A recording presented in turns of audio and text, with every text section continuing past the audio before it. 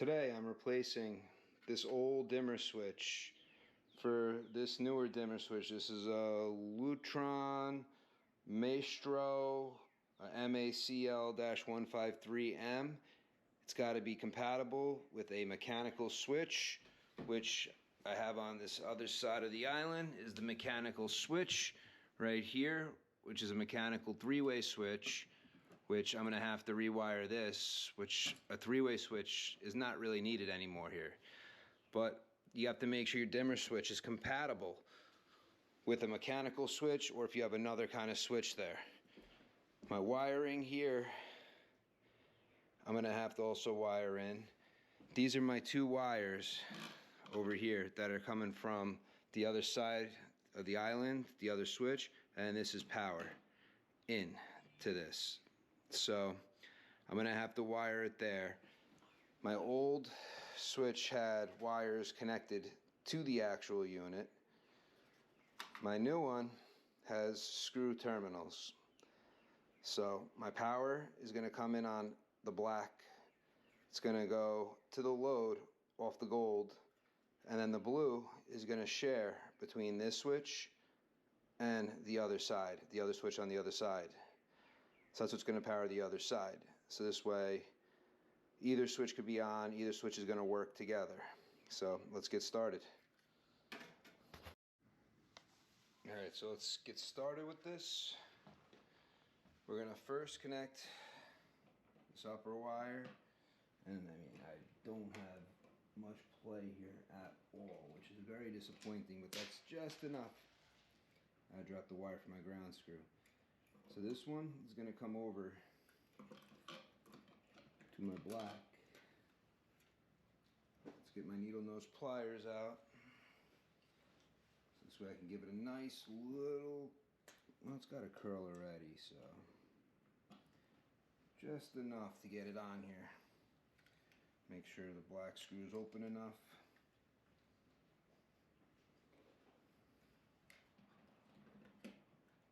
Alright, got it on there. Now I'm just going to tighten it into the screw.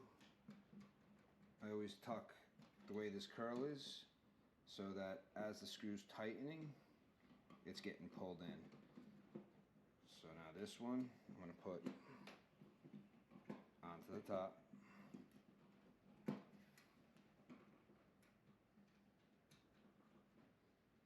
I should really check which one is going to the other side. I'm gonna think the red is gonna feed power there. Because in the end it won't even matter. As long as that's always hot on the other side, it's good. Okay, we're gonna pop this on real fast and then test it.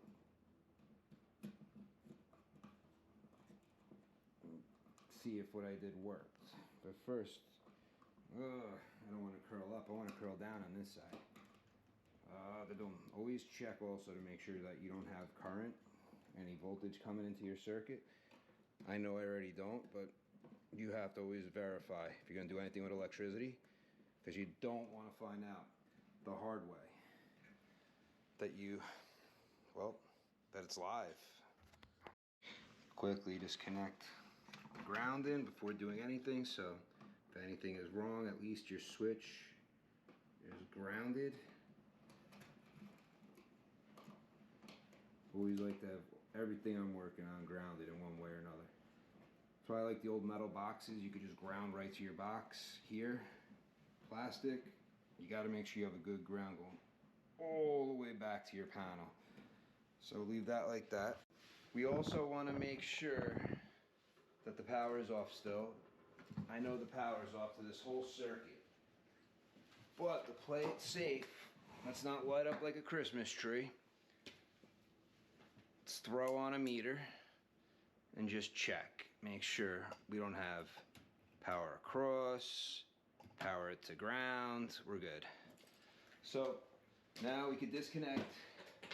What we need to disconnect on this switch is this wire needs to come off. This was feeding power to this switch. Oh, I don't have it connected to the screw terminals. Okay, so I'm gonna actually need to get something to push in on that little prong so that this pulls out. I'm being lazy, but let's see. I don't think this is gonna compress. Oh, it was enough to compress on this little spot. I don't even like that, so let's pull this out. Let's hit that little tab. Enough. No. Let me get a little flat blade, just a tiny one. Hopefully the one I have in my hand is big enough, because let's see, that should fit. Okay, so first let me loosen these up a little bit. All right, now the last one on this side, and this is what I'm saying, a two-way switch is all you really need now, because what I'm about to do is there's only going to be two connections here. I just want it to turn on or turn off, but not interrupt anywhere else. So pop that in here, and let's see, do I need my needle nose? Maybe I do. Maybe this isn't enough. Nope, it was enough. And in here, because I don't like these connections. I like using the screws. I don't know why somebody decided to go this route and use that back connection, those little plug-ins. To me, they're there, I understand, but they're not for me. So my dimmer switch came with a wire. Now what I'm going to do is I'm going to splice these together, these two here and this. So let's cut this just a little bit, not much.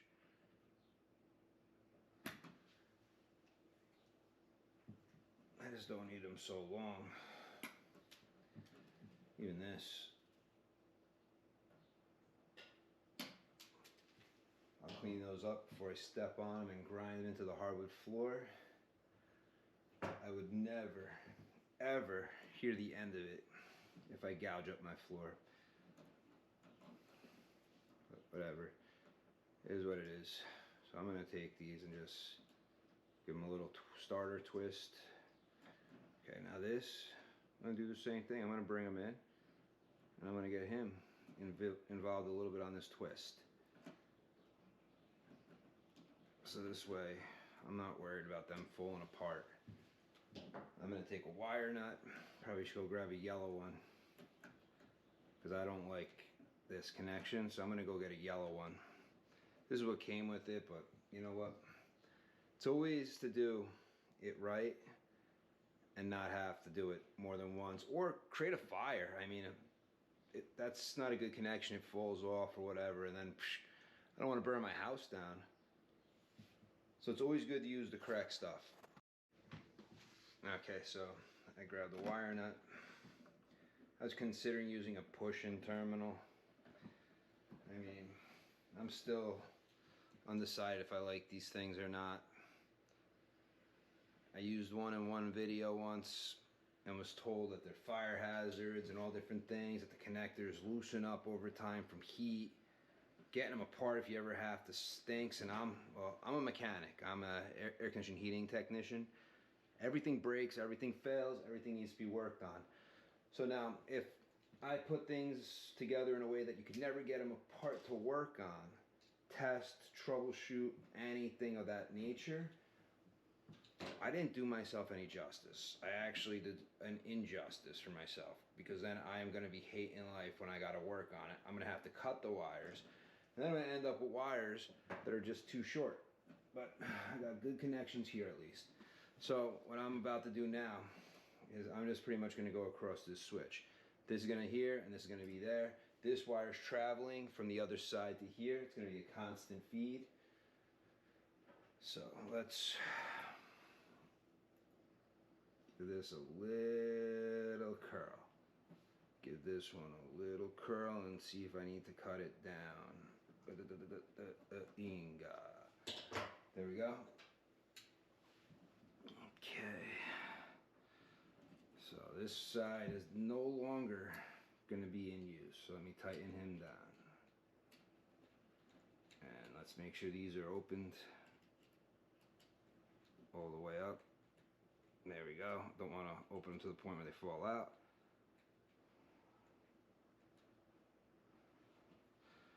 Alright, so now, first one, let's get into the position. In here, that hook is curled around, and as I tighten it, it's actually pulling it in. If you go the wrong way with your curl, you're going to be pushing that out. If you go the right way, it's just going to be pulling it in as you tighten. Like if I went to tighten this, it's going to push out. I mean, the curl is easy to flip, so you can put it however you want when you finally do get to install it. But always make your curl go with your screw. I mean, we've all done it. We've all screwed them in the wrong direction, whatever, just trying to get it done in a pinch. But I find it's better. Take my time, do it right. No callbacks, everything works. 'Cause that's what it's pretty much all about. You don't want callbacks. You want everything to work right the first time, and that's that. So there's no on or off on this switch. I'm actually wondering if I should have just popped in a new switch here. This thing's a little grimy. So I kind of started cleaning it, and I got it cleaner than it was, and I was like, you know what, seriously? How much effort am I gonna put into cleaning a switch? That's what, maybe 15, 20 bucks? I mean, I could buy another one of those dimmers for another 30 bucks or whatever to go on in here and upgrade this. But I mean, for my time and the labor that's entailed, it's really, I mean, cleaning one up, yeah, cleaning them all up, it's gonna definitely be very time consuming. I mean, it's better than it was, at least, I'll give it that. But still, I can't justify volunteering that kind of time. So let's open these back up. So I could tighten them back up. So put this here, hook in, switch, and tighten. Remember, time is money. If I had all the time in the world, my house would be fixed. But I don't have the money for it, so I have to spend a lot of time working just for the money to fix up my house. But I also have to be able to justify what I am doing. So now what I literally did was I got power in. Actually, power's the other side, but then it's gonna, this is my load on the bottom of the switch. Power's gonna feed in here. It doesn't matter up or down. All we're doing is completing the circuit here. So we're allowing the power to travel through the switch. I'll show you with my meter in case you don't understand or know how a switch works. So right now we got a closed circuit, okay? Now we have an open circuit. Lets the power flow through. Closed circuit, so we don't have continuity flowing through our switch. So now that's all I pretty much did. So this is always gonna be hot on the top, and it'll feed the load on the bottom. And at the same time, these wires are also feeding power or having the same terminals that are hitting power onto the other side. So let's juice this up and see what happens before I drive them into the wall. Always test before you put everything away. Now turn this circuit back on. Nothing popped, I didn't short anything out. Let's go check it out. Alright, so now turn on. The lights are on. Alright, let's go check the other side. We still have the ceiling lights which are on. Come here. And I just turned it off. Now let's see. And I just turned them back on. So now I gotta program my switch. Went off. Hit. Went on. So I gotta. Now it's on all the way. I just gotta learn my switch, but that's how to install one of these Lutron switches, dimmer switches. Then to program it, you just hold this in, you hit the up button or down button, you set it to your high and low settings to where it's not gonna flicker. But I'm just going over more how to electrically wire in and connect this, because now all I gotta do is pretty much, I take this, I'm gonna push this back in. There used to be a ceiling fan there in the middle. So now what I'm gonna put in is a blank plate, and I'm going to put the double back on.